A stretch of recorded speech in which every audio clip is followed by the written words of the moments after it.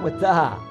Muy bien, bajo la lluvia, muy bien, acá haciendo el aguante que Adriana no te acompaña a pesar de ser viernes. Sí, le dijimos si iba a estar por Zoom y contestó que no. Contestó. No, que ya te había dicho que no el viernes pasado. Ah, también me lo había dicho. Pero insista Santiago, Santiago, sí, si pasa, insistí, pasa, dice. Yo insistí, pero dijo que no. La tenía clara. Sí, se ve que no tiene. Bueno. No tiene internet. No. Y tenemos un problema ahí, que Pablo tenía poca conectividad y bueno, y no sé si estará Bea. Bea todavía no, pero la tenemos a Pablo. Qué eficiente que la tenemos del otro lado. Nos ayuda en todo, nos dice pero, sí, no, acá, allá. ¿Cómo andás? ¿Todo en orden? Sí. Menos la patria, todo lo demás está bien. Sí, está complicado porque cada semana que pasa se ponen... Claro, esta historia de confundir la economía con la brujería, ahora lo llaman sacar conejos de la galera.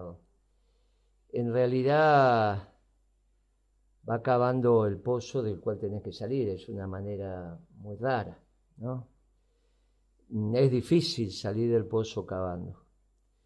Ya lo del dólar soja, ellos consideraron que fue una política exitosa al punto que el que la pergeñó ahora es jefe de asesores del presidente, ¿no? El de no me vas a acordar. Usted imagínese lo que va a ser explicar que un país devaluó para un solo producto. Es una cosa que es inexplicable, no tiene lógica. Las devaluaciones competitivas en una época, cuando se empezaron a hacer hace muchas décadas, incluso puede llevar a guerras comerciales y desordena. Por eso después se agarraron y se instalaron los organismos multilaterales, entre otros el fondo, obviamente, el Fondo Monetario, para evitar estas historias. Pero están estudiadas en la disciplina. Usted devalúa, entonces mejora el precio de la producción local versus la producción internacional, porque la producción local pasa a estar más barata porque la internacional pasa a estar más cara. Bueno, entonces es obvio, si usted tiene un producto que vende a $1 y ese dólar no es lo mismo que cueste 100, 200 o 300, entonces es Exacto. Obvio lo que estamos diciendo. Ahora, no hay antecedentes de una devaluación para un solo producto. No, claro, eso no hay antecedentes. No hay ningún antecedente, esto no se puede explicar, no tiene lógica, no hay manera, no es un hecho sistémico, porque precisamente el sistema necesita de hechos sistémicos para que se permanezca. Usted no puede agarrar un elemento del sistema y pensar que va a tomar una medida para ese elemento. No va a pasar nada. Claro, y que el resto del sistema... El segundo tema que hicieron muy extraño también fue condonar los intereses de la deuda de las distribuidoras eléctricas. Ahí ya estamos hablando de 140.000, 150.000 millones de pesos que tenía como acreedor Gamesa. Después podríamos discutir que si esto, que si aquello, pero la realidad es que era una deuda hacia Gamesa que fue condonada. Se arregló como pagan el capital y los intereses lo condonaron, pero claro, eran tantos intereses, una deuda tan alta, qué sé yo, que terminan siendo una cantidad infernal de plata. Y que de paso también impacta en todo el debate respecto de cómo, por un lado, salir de esto de que no se hacen costos respecto de la generación de la energía.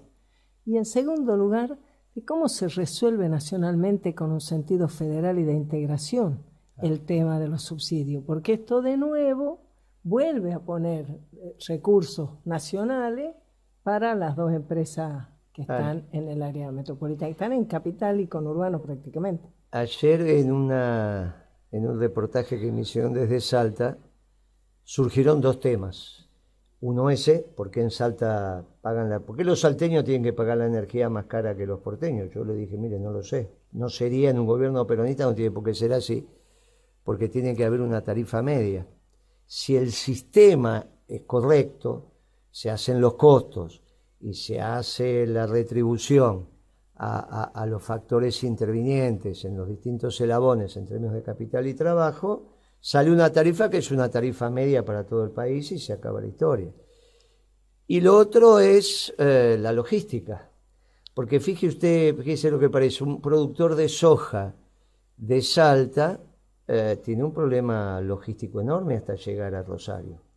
Y de algún lado sale eso, por eso los exportadores compran en el puerto o puerta de su fábrica o aceptan que yo 200, 300 kilómetros, pero para Salta lo tiene, si manda el camión.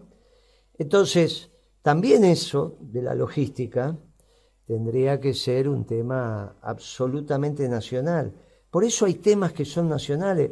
No le podés echar la culpa a vos al gobernador de Salta, al margen de quién sea, que la soja, la rentabilidad de la soja en Salta, producto de la logística, sea menor. Inferior que... Bueno, entonces, después vos tenés la rentabilidad intrínseca producto de la productividad de la tierra. Esa es otra historia. Pero a su vez, vos le estás dando, lo estás castigando con una logística, lo estás castigando con electricidad, cuando si se hicieran bien las cosas, vos podés tener una tarifa, porque es simplemente sacar el costo medio y poner la tarifa media y se terminó la historia. Para eso está el Estado Nacional. No es que el soldado del ejército argentino que está en Salta gana más o menos que el que está en Misiones, el que está bien. Hay un salario medio para todos los soldados voluntarios al margen de donde estén. Mire, esto es como debería funcionar. Pero para eso tenés que tener un esquema de pensamiento peronista, tenés que creer estas cosas, las tenés que creer, las tenés que pensar, las tenés que...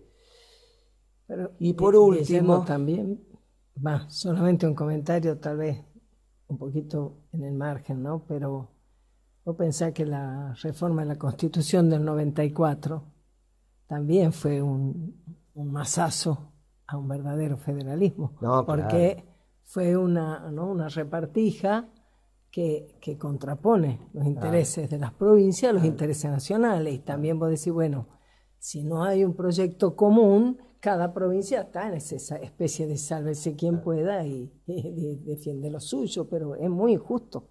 Estamos en una situación donde los elementos que conformaban la nación, uno a uno los van desarticulando. Exacto. Energía y logística son dos elementos de la nación.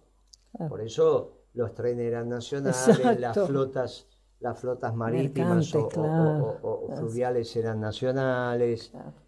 Y bueno, es obvio que así no, porque después terminan pensando que es nacional porque lo caro lo tiene que hacer la nación y lo barato lo tiene que hacer el municipio. Piensan que es un problema de presupuesto, no, es un problema de concepción de cómo ordenás estas cosas.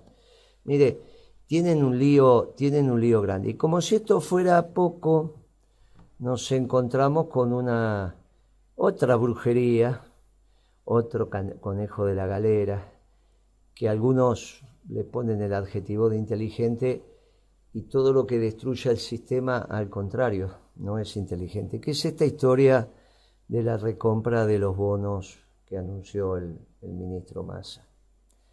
Es un tema muy delicado.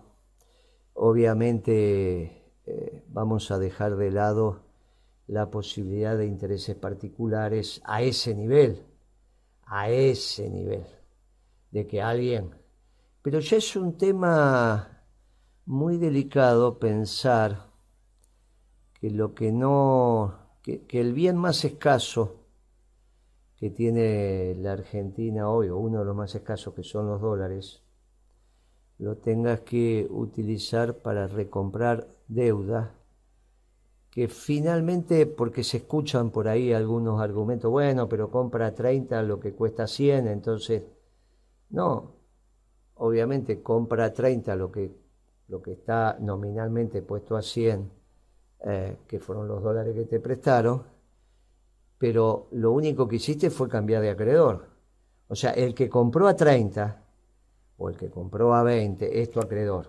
Y la nominalidad sigue siendo la misma. O sea, a menos que el Tesoro resuelva que esos bonos entonces ya están en su propiedad y los destruye, bueno, ahora tiene que explicar entonces cómo va a resolver el tema con el Banco Central, porque al Banco Central lo está utilizando como agente financiero que compra por cuenta y orden del Tesoro.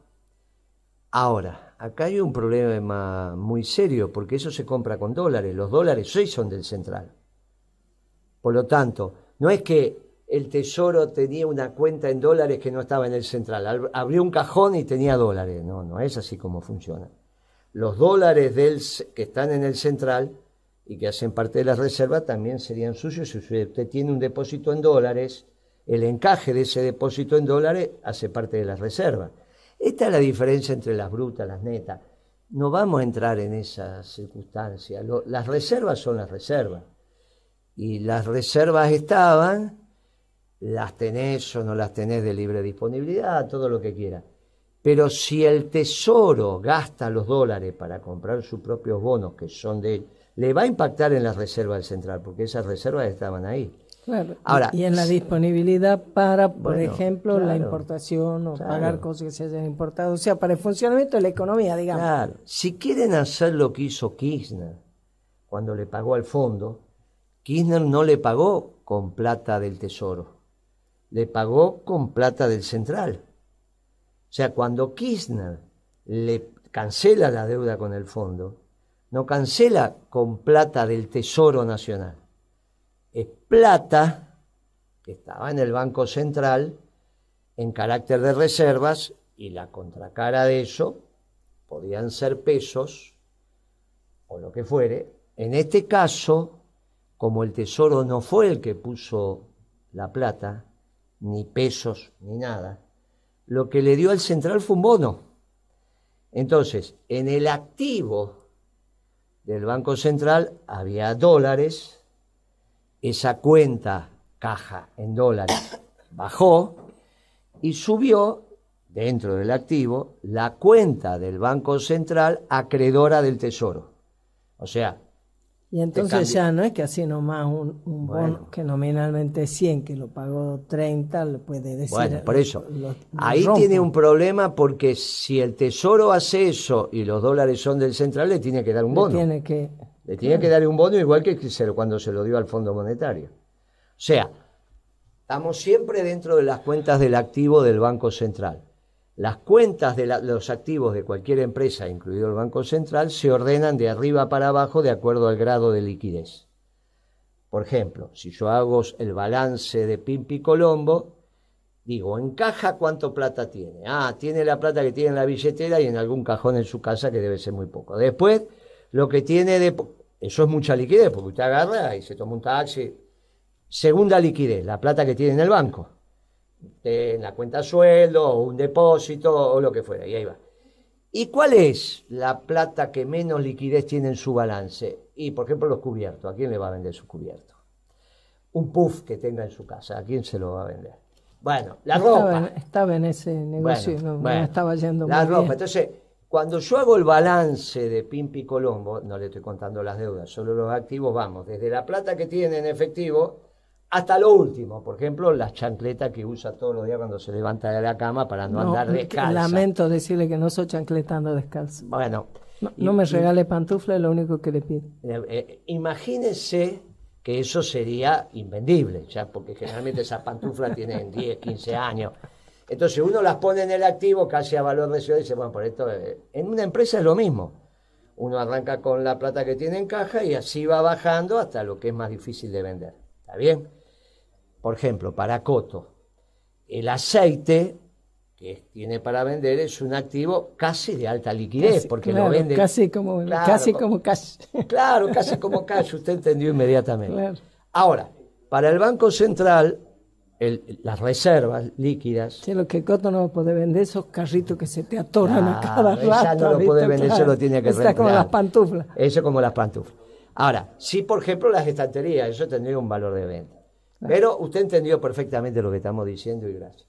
Ahora, en el Banco Central la mayor liquidez son las reservas, obviamente, las que tiene. Los dólares que efectivamente tiene. Claro, lo que tiene, lo que cuenta, lo que puede... ¿Eso lo llama neto? No, el neto es la diferencia entre bruto y neto, se la cuento después. Pero estas son las reservas que tiene. Ahora, un bono del Tesoro argentino es un activo del Banco Central, pero se imagina que a quién se lo va a vender. Ese bono que Kirchner le dio al Banco Central cuando le sacó los 10.000 millones de dólares para pagarle al fondo, todavía lo tiene. Y encima es un bono intransferible. Es un bono para que el balance del Banco Central le cierre activo contra pasivo, pero no porque lo pueda llegar a vender. Son como sus pantuflas si las tuviera. Está bien, hacen parte de su activo, pero no las va a salir a vender. Porque nadie las compraría, incluso, salvo que, bueno, qué sé yo, digamos, bueno, Pimpi, mire, estas pantuflas las usó Pimpi. Bueno, tiene un valor, está bien, pero por ahora eso no va a pasar.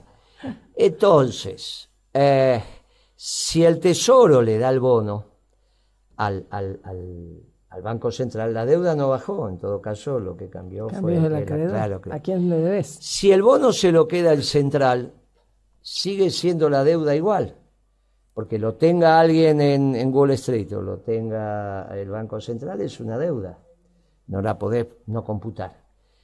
Pero a su vez el Banco Central perdió liquidez, porque tenía un activo y ahora tiene pantuflas. Un activo de alta realización y ahora tiene pantufla. Tenía aceite, ahora tiene pantufla. Claro, tenía aceite y ahora tiene pantufla. Entonces vos decís, mire, ¿para qué hacen estas cosas? Claro, al final del camino decís, bueno, empiezan los muchachos que dicen, hace 2 días, 3 días, estos bonos subieron un montón, tuvo volumen, tuvo esto. Y dice, ¿alguien se habrá enterado? Bueno, yo no quiero entrar en esa historia.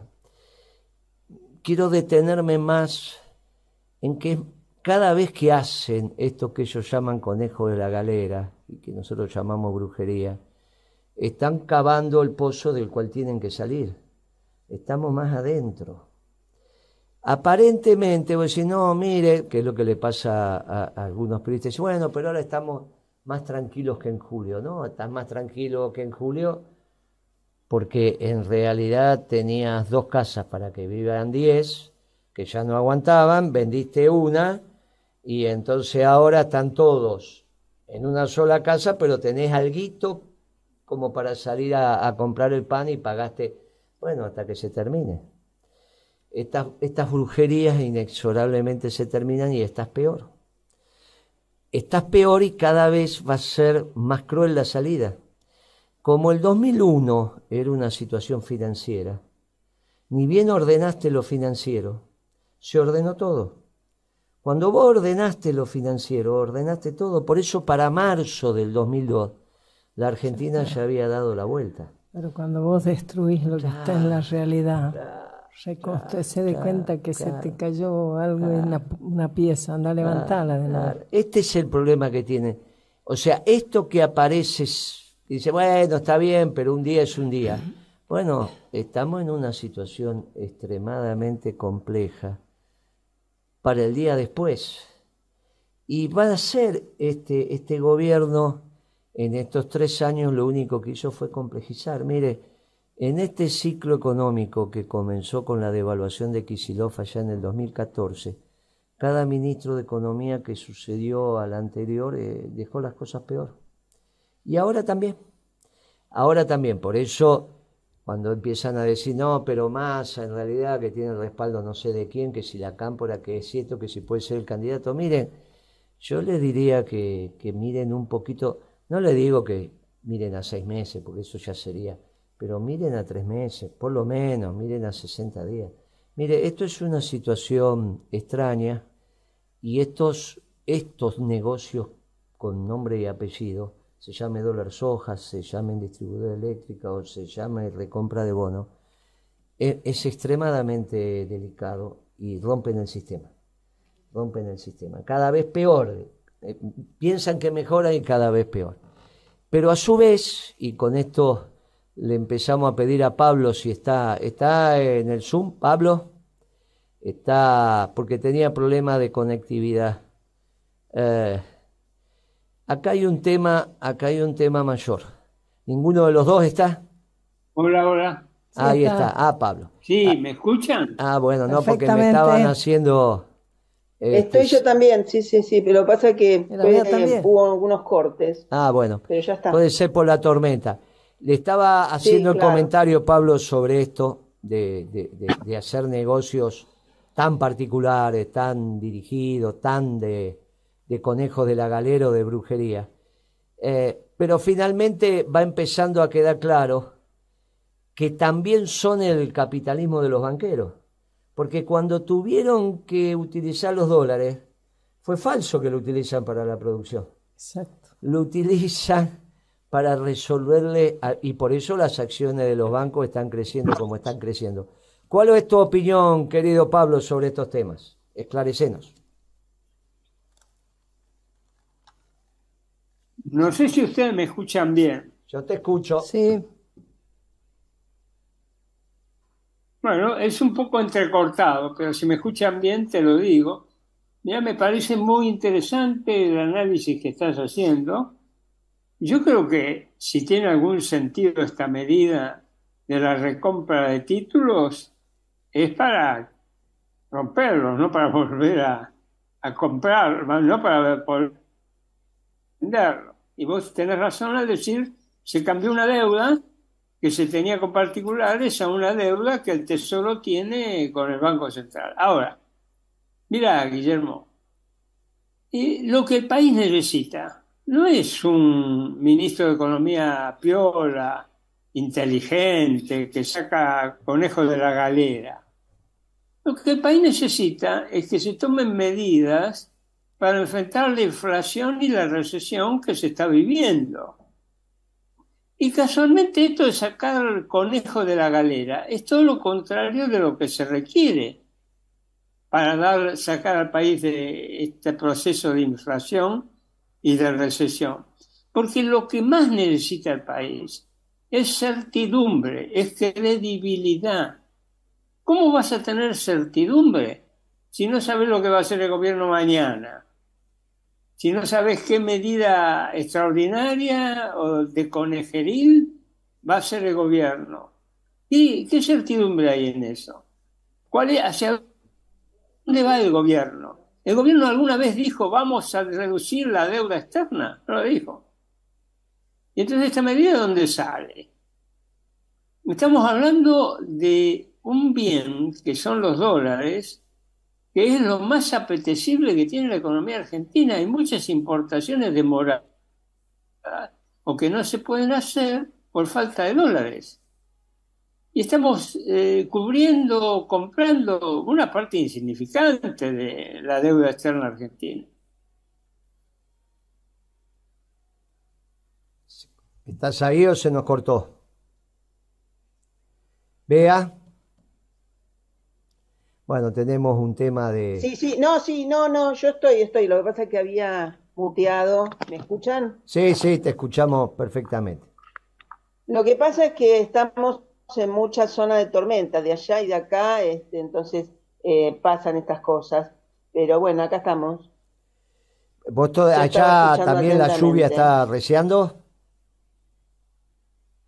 Sí, pareciera, digamos, los diagnósticos son que pasamos de la niña al niño. Muy bien. La Así tormenta que venía espero desde... que todavía no está resuelta el tema de la sequía. Sí, el tema venía desde la cordillera, porque tengo fotos de los que estaban viajando por la 7 yendo para la cordillera y era una tormenta muy, muy importante. Sí, vos sabés, nosotros hicimos el informe de nuestra consultora y mantuvimos las proyecciones que teníamos de, obviamente, la producción de trigo complicada en 12 millones y pico, lo que dice 12 millones y medio de toneladas, lo que dijo el ministro de 14, yo entiendo que es con el carry trade, lo que queda, digamos, de stock, que se suma a lo nuevo, pero no bajamos el tonelaje de soja y de maíz, porque me parece que esta lluvia va a resolver bastante de ese tema. Y nosotros tenemos 5.000, 6.000 millones de dólares de pérdida de cosecha contra cosecha, la cosecha del 22 contra la cosecha del 23, que son más o menos lo que te vas a terminar ahorrando también en menos compra de energía. Así que no lo vemos por ahí, lo vemos en el sistema económico argentino el problema, pero no especialmente que se haya agudizado con esta seca o alguna situación. La economía ya está como está. lo suficientemente mal. Así que bueno, que vos estés diciendo que pasamos de niña a niño, esto implica que bueno, se va a resolver este tema. Ahí hay algunos, estaba Pablo haciendo mención a lo de esta recompra de bonos que hizo el Banco Central. No sé si vos tenés ganas de hacer alguna opinión sobre esto o arrancamos con tu columna luego de las noticias de Telam. Lo decidís vos, Bea. No, me parece que era muy pertinente todo lo que estaban diciendo. Ay, se me cortó. ¿Me No, acá escuchan? estás. Ah, perfecto. No, me parecía como muy pertinente lo que estaban diciendo y en realidad si uno revisa las crónicas, en general coinciden desde todos los espectros en el análisis y el diagnóstico que están eh, dando ustedes, dando vos primero Guillermo y después conformándolo Pablo, donde, bueno, no deja de ser casi además irrisoria la cifra, pero bueno, me parece que ahí está, ya está el diagnóstico y podemos ir pensando en avanzar que en otras, a veces cuando uno se pone a analizar a los funcionarios, que entre lo que dicen y lo que hicieron y su trayectoria, hay algunas diferencias, ¿no? Así que bueno, me parece que podríamos, en una de esas, sin escalas, podemos pensar en hablar de Horacio Rodríguez Larreta. Lo hacemos con mucho Decime vos. gusto, lo hacemos con mucho gusto luego de las noticias de Telam.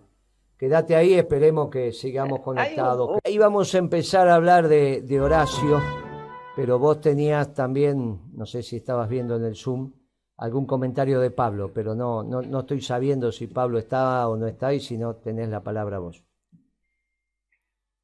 Yo no lo estoy viendo a Pablo. Bueno. Me parece que a él se le cortó, tendrá que reiniciar, no lo sé. Muy bien, entonces nos habías dejado el título que era El pelado Larreta. Sí, me parece interesante. Siempre que uno revisa los currículos, la trayectoria profesional, siempre se encuentra con algún hallazgo, ¿no? Y con baches. A veces los baches son interesantes de analizar. Porque, bueno, Horacio Rodríguez Larreta es licenciado en Economía, egresó de la Universidad de Buenos Aires. E inmediatamente entró en la petrolera Ello. Se recibió y entró para, digamos, en un cargo de analista de operaciones financieras. A los 3 años, aproximadamente, estuvo 3 años en la empresa ESO, es la única participación en empresas privadas que aparece formalmente en su desarrollo profesional, y se va a estudiar a Estados Unidos y hace una maestría en administración de empresas, la hace en Harvard. Con lo cual, bueno, esa es su formación profesional, economista y con un posgrado en administración de empresas en Estados Unidos. Acto seguido, con Cavallo como ministro de Economía en la presidencia del doctor Menem, empieza a tener todo un recorrido en la función pública, con mayor o menor grado de participación, pero bueno, una de las cosas que me pareció, que yo no lo conocía, no lo sabía, su padre, Horacio Rodríguez Larreta, es decir, también en esa gestión de Cavallo, fue nombrado subsecretario de privatizaciones, es decir, que Rodríguez Larreta, padre e hijo, compartieron funciones con Cavallo bajo el mandato del doctor Menem. Uno era, en el caso de el Horacio, el que vos decís el pelado, para que se quede claro, el Rodríguez Larreta hijo estaba en la subsecretaría de inversiones extranjeras, digamos, no aparece ni con un rasgo muy significativo, pero su padre sí, precisamente era subsecretario de privatizaciones en esa gestión.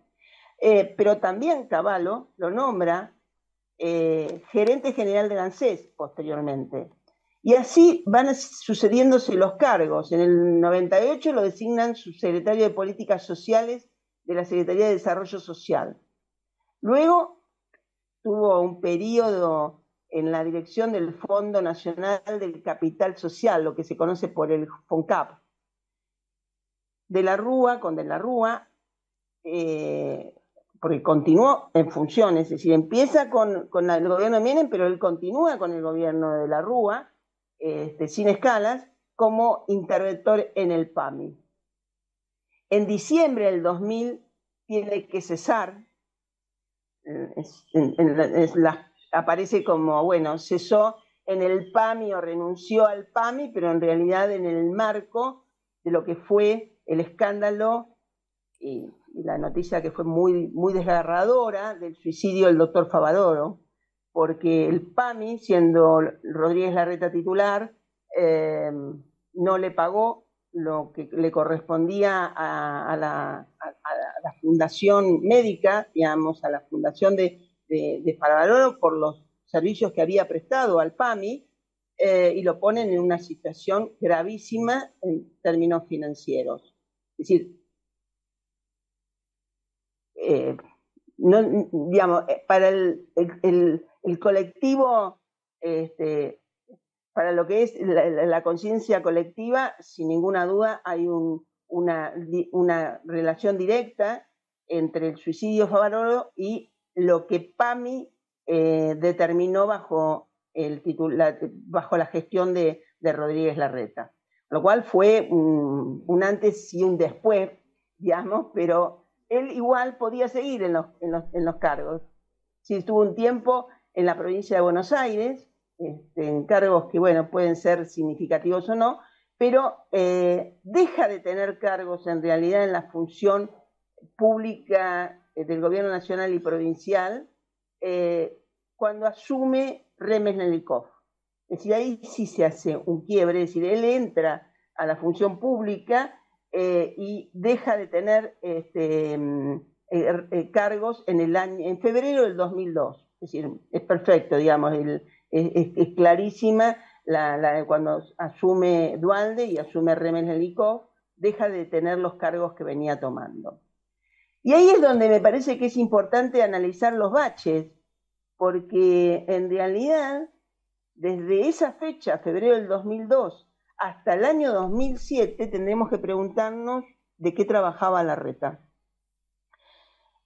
Yo lo que tengo, y además, digamos, porque en el 2007 recién asume, ya cuando Macri es jefe de gobierno, y Rodríguez Larreta asume como su jefe de gabinete, pero entre el 2002 al 2007 hay 5 años donde hay un bache donde no se sabe de qué trabajaba.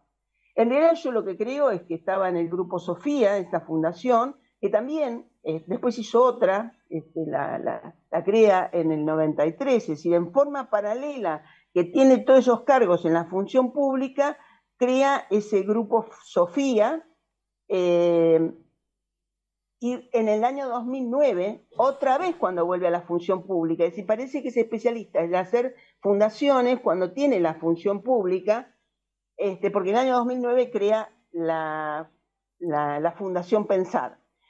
Todas las crónicas hacen referencia a estas dos fundaciones, flojas de papeles, ambas, y que dejaron de funcionar porque en realidad tuvieron denuncias muy, muy fundadas sobre ambas fundaciones, fundamentalmente con sospechas del origen de los fondos. Por lo tanto, si él no tenía otro trabajo y acá en las fundaciones había dudas sobre el origen de los fondos, me parece que este es un bache interesante para tener en cuenta cuando analicemos entre lo que dicen y lo que hacen. Sí. No sé, me pareció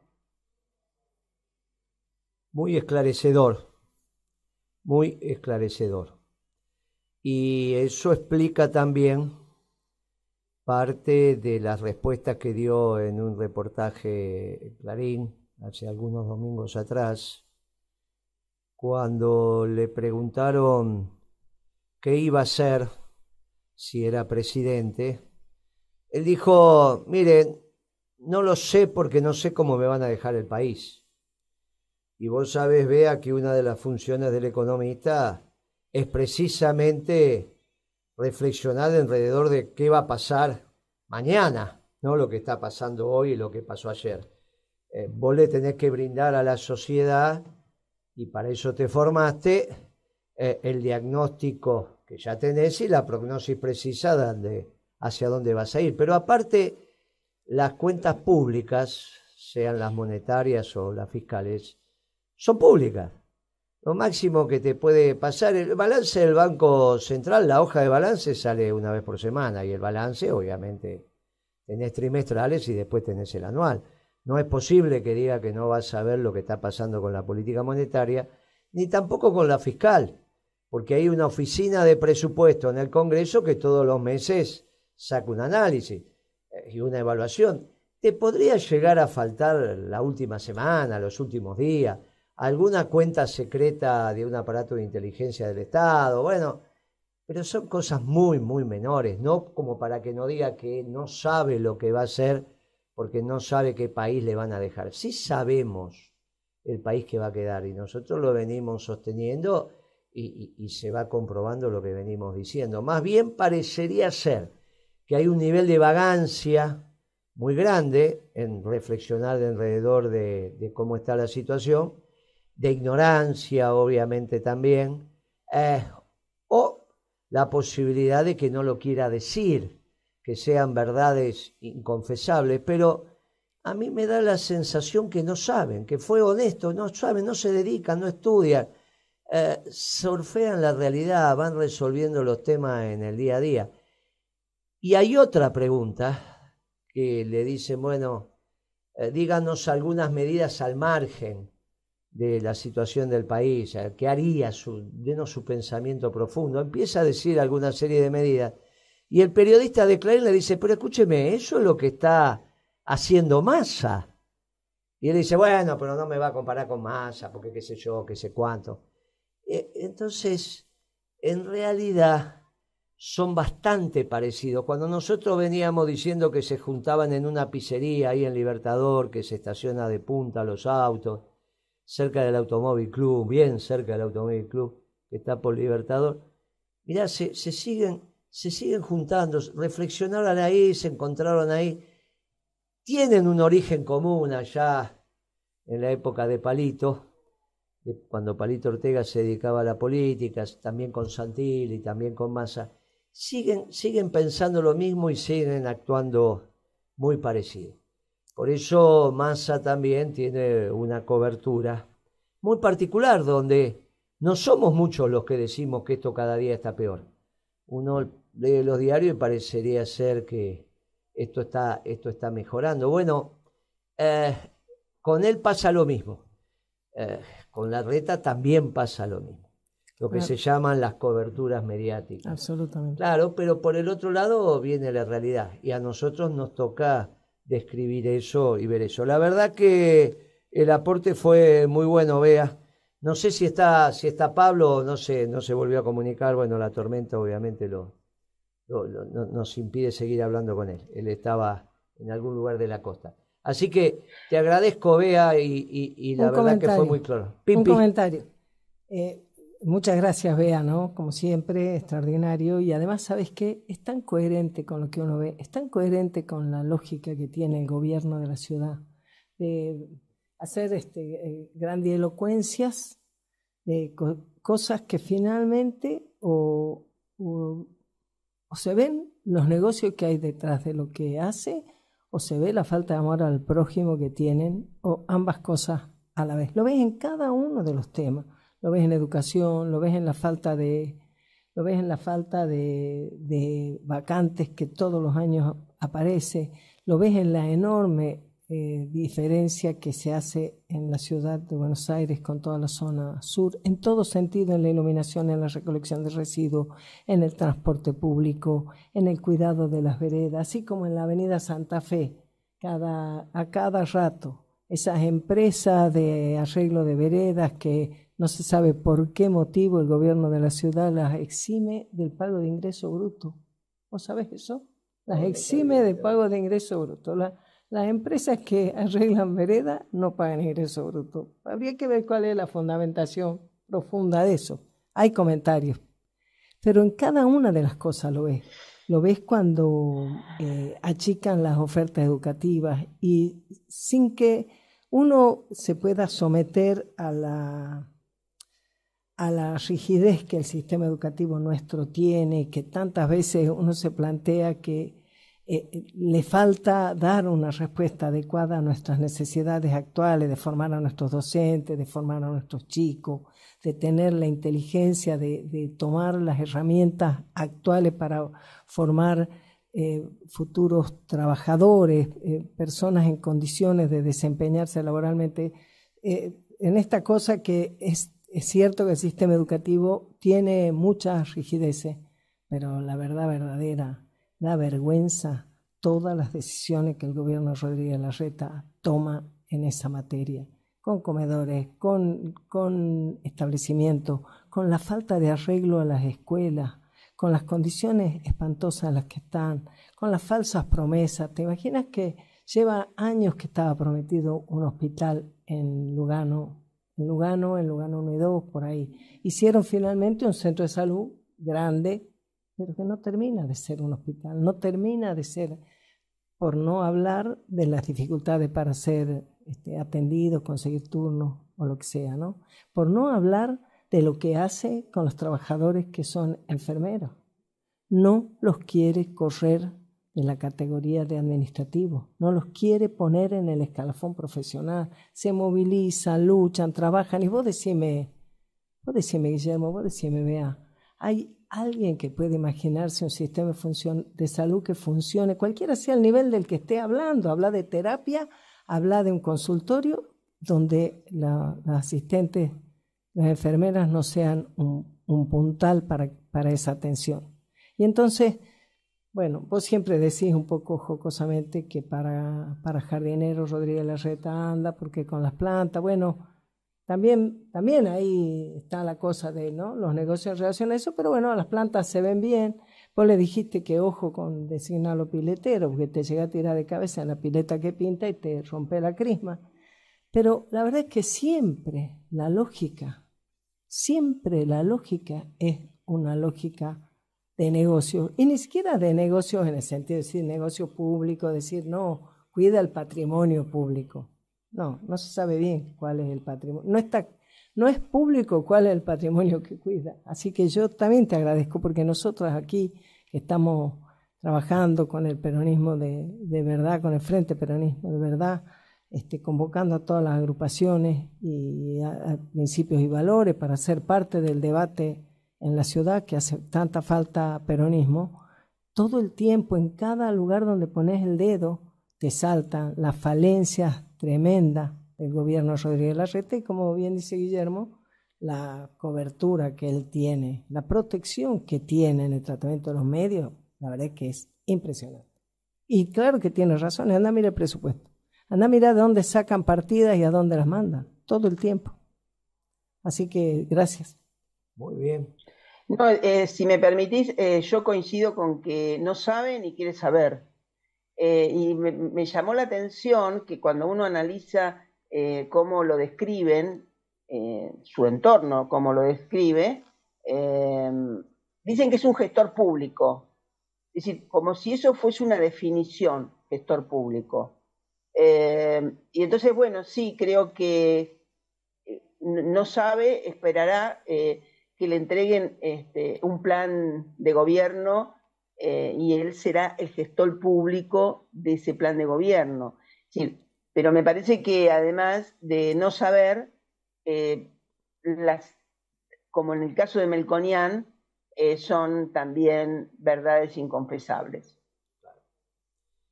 Y vamos a hacerle un párrafo a la situación internacional, porque merece nuestra atención lo que está pasando en Hispanoamérica, porque también sobre esto habíamos hablado hace muchos meses atrás, anclados en el tema chileno, cuando después de esas grandes movilizaciones finalmente surgió un gobierno socialdemócrata que dijimos que iba a fracasar y que no iba a ser solución.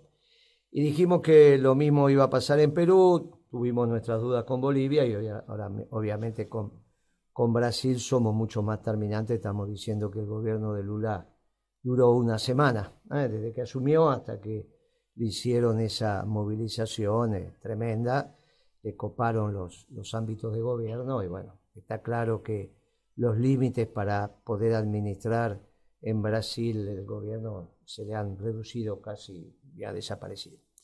Y lo vamos a ver a medida que transitemos cómo se va desdibujando. Ahora, ¿cuál es la solución a esto?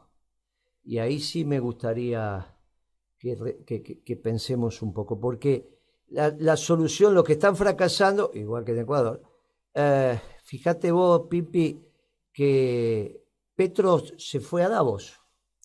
Petro, el presidente colombiano, cual dicen el progresista de acá, el progresista de allá, estuvo en Davos. No sé si hubo otro presidente de Hispanoamérica que fue a Davos.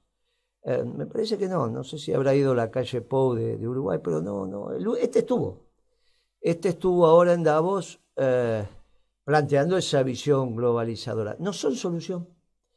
Entonces, estos pueblos hermanos, estos pueblos para nosotros muy importantes, en realidad hasta que no surja una vertiente desde el nacionalismo vinculada a la inclusión como es el peronismo, va a ser muy difícil. No van a encontrar. ¿Cuál es la manera que va a desembocar la situación peruana?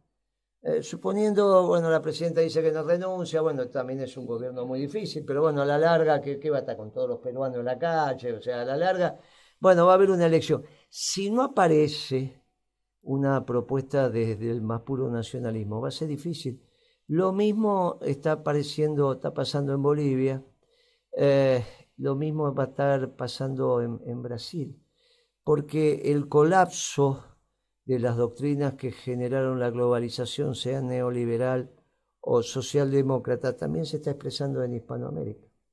La crisis argentina tiene que ver con estas dos concepciones, ¿no? Kicillof, socialdemócrata, la segunda parte del gobierno de Macri, claramente neoliberal, con la llegada del Fondo Monetario, y ahora otra vez socialdemócrata. Bueno, estamos como estamos. Esto, lo que tiene en la Argentina, que existe una doctrina desde hace 70 años que es la peronista, después tendremos que ver en qué candidato estamos en condiciones de articularlo, sea Moreno, sea Mansur, sea Scioli, sea el salteño, sea Schiaretti, o sea Rodríguez Sá o algún otro que pueda aparecer.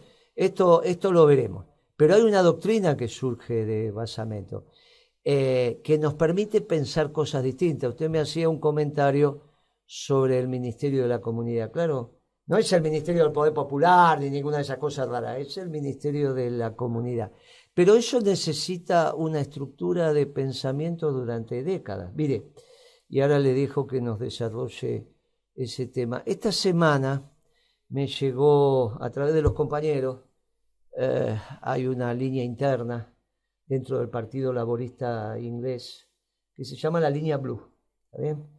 Cuyo pensamiento económico del laboralismo tiene que ver con reflexionar con precisión sobre el milagro alemán. Entonces, ¿qué hizo Alemania a la salida de la Segunda Guerra? Y mandan los documentos base, tienen algunos teóricos que le hacen, como tenemos el compañero, el hijo de Nidia, que está por allá, formándose, nos manda y nos mantiene informados. Ahora, ¿qué pasó con ese documento cuando circuló entre nuestras huestes y del cual me lo mandaron para que generara opinión? Que son los palotes de lo que sería un programa económico peronista. El plan económico peronista arrancó hace muchísimos años haciendo esos palotes. Claro, los propios compañeros se dieron cuenta que entre eso, que ahora es el esquema económico de la línea Blue de los laboralistas ingleses, y el plan económico peronista, hay una distancia de elaboración muy grande, claro, que es lo que permitió 70 años de doctrina.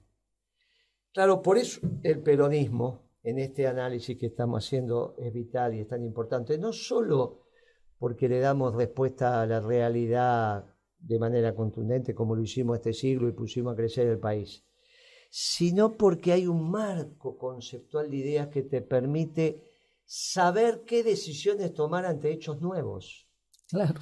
Y esto es lo que la doctrina te facilita. Por eso este hecho novedoso del Ministerio de Comunidad es novedoso cuando lo formulamos, pero es de la más pura cultura y las tradiciones del pensamiento peronista. De la comunidad organizada. Claro. Y entonces, me parece que reflexionar sobre eso, Pimpi, es importante en este momento que estamos pensando en la Argentina por venir. Y mira, te voy a partir de un par de ejemplos, ¿no? Porque esto hay que ir elaborándolo para imaginarse esto como un acompañamiento de lo que es el desarrollo, el modelo de desarrollo permanente y sustentable, ¿no? Un ejemplo te pone el hecho de que el Ministerio de Economía convoque al sindicato de camioneros para que vaya a controlar precios en los supermercados. Yo te escuché toda esta semana vos explicando que el problema, al final los compañeros del sindicato, como corresponde, si se les pide que den una mano, y bueno, la van a dar. Ahora, el que tiene en la cabeza cómo ordenar la economía, cómo trabajar para que haya acceso a los bienes por parte de nuestra familia trabajadora, es el ministerio. Y esta lógica de llamar, sean los movimientos sociales, sea un sindicato, o sean los compañeros de la Cámpora en el año 2014 con el cuento de precios cuidados. ¿Precios cuidados? No sé, no quiero decir la frase que me sale. Ningún cuidado, pero sobre todo, lo más grave no es que esos precios no fueran cuidados, me parece a mí. Lo más grave es la destrucción del sentido de comunidad.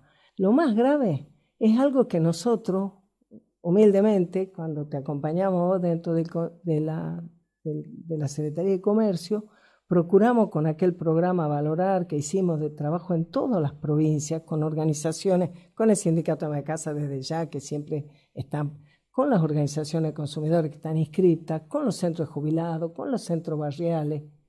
¿En qué consistía? Justamente en lo contrario, justamente en procurar que desde ese espacio de comunidad que se organiza, formar parte de una mirada que sabe perfectamente que necesita un marco de desarrollo para que haya producción, para que haya acceso al consumo, para que haya trabajo, y que en ese marco estar informados, participar, involucrarse, nos hace crecer, nos da músculo como sociedad. Pero nunca jamás le transferimos al usuario como la lógica de los Estados Unidos, de la cultura sajona probablemente. Nunca jamás las asociaciones de consumidores, por más que se arroguen ese rol y por más que bien que detectamos nosotros cómo se iban por la banquina en algunos casos, no pueden pretender resolver esos problemas. Y el otro tema que ha estado esta semana en todos los medios de comunicación es el juicio por ese grupo de 8 jóvenes que en menos de 2 minutos, pateándolo al chico Fernando Sosa Báez, a la salida de un boliche, más allá de las condiciones, y que ahora están en el juicio, que bueno, solo está demorando 3 años. Yo tengo una compañera que le mataron, vos te acordarás, le mataron el hijo a la salida de un boliche en Quilmes hace 14 años, recién ahora han tenido el juicio, y ya imagínate, los testigos, uno hasta ha tenido una ACV, ya no se acuerda, no puede ser testigo, lo absolvieron al muchacho que lo mató. O sea, esos dolores que se instalan, o nuestro grupo trabajando los temas de las familias donde hay situaciones de consumo, todo eso requiere una participación que no puede ser poner el foco y los reflectores solamente en tal o cual, que requiere trabajar con la familia. Y vos lo ves en cada cosa. Hablamos con mis compañeras, educación sexual integral, y te dicen, no, es importante que los chicos que aprendan, que no tengan tabú. Es fenómeno. Ahora, vos vas a trabajar esos temas, tenés que trabajar con la familia, porque la escuela y la familia tienen que trabajar en la formación de los chicos, de los adolescentes, en conjunto, con un sistema de valores compartidos. No es que a veces te dicen, no, bueno, pero por lo menos que la escuela les diga lo que no le dicen a casa. Hermano, nos pasó la vida no es un problema de información lo que tenemos, todo mal que mal. Con la cuestión sexual nos hemos ido dando maña para estar informados. El tema no es la información, el tema son los valores.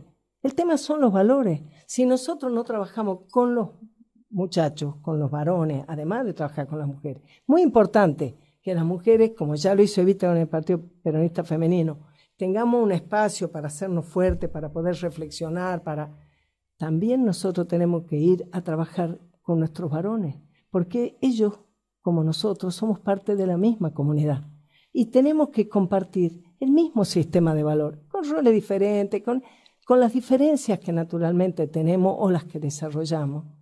Pero ojo, que nosotros no tenemos que pensar en una sociedad ni de Amazonas, ni una sociedad donde las mujeres vamos versus los varones, porque hoy de vuelta mostraban en la tele otra salida de boliche, otra pelea que no los lograban separar a los chicos. Y yo te digo, ¿cómo estamos formando nosotros? ¿Qué lugar le estamos dando? Si la escuela no te forma para trabajar, si sos joven no conseguís trabajo, si no tenés resuelto el problema de vivienda, si tu alimentación... Bueno, viejo, empecemos a pensar que trabajar por un modelo de desarrollo permanente y sustentable tiene que estar acompañado de un sistema de valores donde la patria, la identidad nacional, el respeto, el afecto, el amor al prójimo, la solidaridad, son todas bases en las que nosotros nos tenemos que fundar. Bueno, un poco estaba pensando desordenadamente en eso, imagínese, ¿no? Que nosotros dijimos, el ministerio más importante del próximo gobierno peronista tiene que ser el Ministerio de Desarrollo Económico, pero por un rato. Claro. Después va a ser el Ministerio de Comunidad, que es el que usted empezó a reflexionar. Mire, vio que acá hay novedades, nos pusieron un televisor y hay un montón de canales. Y si usted ve el que dice La Nación Maga, están todos acá, dice, Massa acaba de pedir que la Comisión Nacional de Valores investigue la compra de bonos. Vio que estábamos hablando de eso, se ve que escuchó el programa y dice, ahora Massa pide que se investigue la compra de los bonos cuando antes que él anunciara que iba a comprar los bonos. Bueno, muchacho. Yo me había estado preguntando, si vos vas a hacer algo así para no sé qué, ¿lo contás primero públicamente? No sé, todos son raritos. Son bravos. Ahora, escúcheme, no habían encontrado una música, no habían seleccionado una música de primera.